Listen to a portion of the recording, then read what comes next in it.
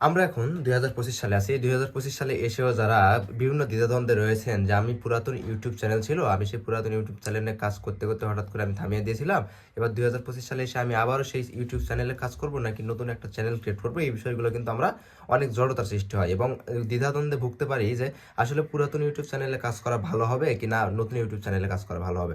তো প্রকৃতপক্ষে আজকের এই ভিডিওটা আপনাদের এই সিদ্ধান্ত নেওয়ার ব্যাপারে যে আপনি পুরাতন ইউটিউব চ্যানেল কাজ করলে ভালো রেজাল্ট পাবেন নাকি নতুন ইউটিউব চ্যানেল শুরু করবেন। চলুন ভিডিওটি শুরু করা যাক।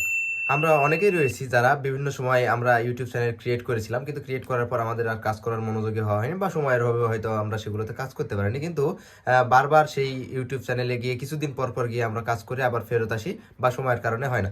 আসলে প্রকৃতপক্ষে কোনো সোশ্যাল মিডিয়ায় যদি আপনি ভালোভাবে পারফর্ম করতে চান, সেই জায়গাতে কিন্তু আপনাকে অবশ্যই নিয়মিত হতে হবে। আর আপনি যদি নিয়মিত না হন, সেক্ষেত্রে কিন্তু আপনার চ্যানেল গ্রো করবে না বা আপনার ভিডিওগুলো মানুষের কাছে যাবে না। তো প্রকৃতপক্ষে আপনার চ্যানেল গ্রো করতে হলে বা আপনি যদি ভালো অডিয়েন্স পেতে চান, অবশ্যই আপনাকে নিয়মিত কাজ করতে হবে। এখন আমাদের মনের যে প্রশ্নটা, সেটা হচ্ছে আমরা ২ বছর আগে চ্যানেল ক্রিয়েট করে রেখে দিয়েছিলাম, এখন কি আমি নতুন চ্যানেল ক্রিয়েট করব নাকি আবার পুরাতন চ্যানেলে কাজ করব। প্রকৃতপক্ষে নতুন চ্যানেলে বলা হয়ে থাকে সর্বদাই বেশি বুস্ট করে, ইউটিউব আর ফেসবুক দুইটাই বেশি বুস্ট করে, বেশি মানুষের কাছে পৌঁছে দেয়। আর পুরাতন চ্যানেলটা যখন কাজ করতে করতে আপনি থেমে যাবেন, তখন সেটাকে কি হয়ে যাবে, ফ্রিজ হয়ে যাবে। আপনার চ্যানেলটা ফ্রিজ করে দিবে তারা। আসলে যখন কাজ করতে করতে পুরাতন হয়ে যাবে, তখন আপনাকে তারা ভাববে যে আপনি সেই জায়গায় আর কাজ করবেন না বা করছেন না, যার জন্য আইডি বা চ্যানেলটা ফ্রিজ করে দিবে। আর পরবর্তীতে যখন ওই পুরাতন আইডিতে আপনি ছবি বা ভিডিও ছাড়া শুরু করবেন, তখন সেটা কিন্তু আবার ফ্রিজ হয়ে যাবে এবং সেই নতুনের মতো আপনি যখন কষ্ট করে চ্যানেলটা ক্রিয়েট করেছিলেন সেই অবস্থায় ১০০-২০০ ভিউজ হয়ে থেমে যাবে। সেক্ষেত্রে আপনার পুরাতন চ্যানেলে যদি অনেক সাবস্ক্রাইবার থাকে বা আপনার মনিটাইজেশন থাকে, সেক্ষেত্রে আপনাকে কষ্ট করে এটা বারবার ভিডিও ছেড়ে নতুনের মতো করে শুরু করতে হবে।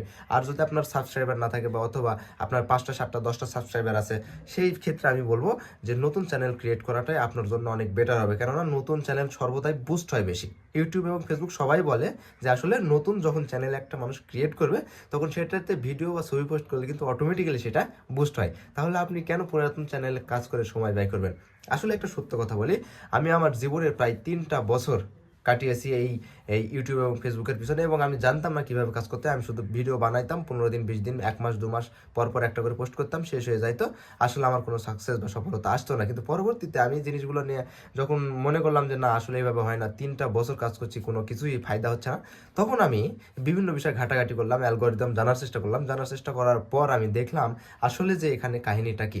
আপনাকে যদি আহ, আপনি যদি ভাইরাল হইতে চান অথবা আপনার যদি অডিয়েন্স প্রয়োজন হয়, অবশ্যই সেখানে নিয়মিত কাজ করতে হবে এবং সেটা নতুন চ্যানেল থেকেই শুরু করতে হবে।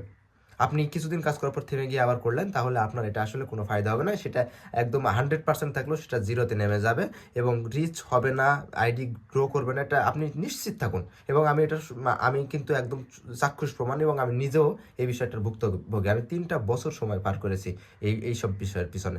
তো যাই হোক, তো আপনি হয়তো বা দ্বিধাদ্বন্দ্বে ভুগছিলেন যে নতুন চ্যানেলে কাজ করবেন নাকি পুরাতন চ্যানেলে কাজ করবেন। আমি বারবারই বলবো নতুন চ্যানেলে কাজ করা অবশ্যই ভালো হবে।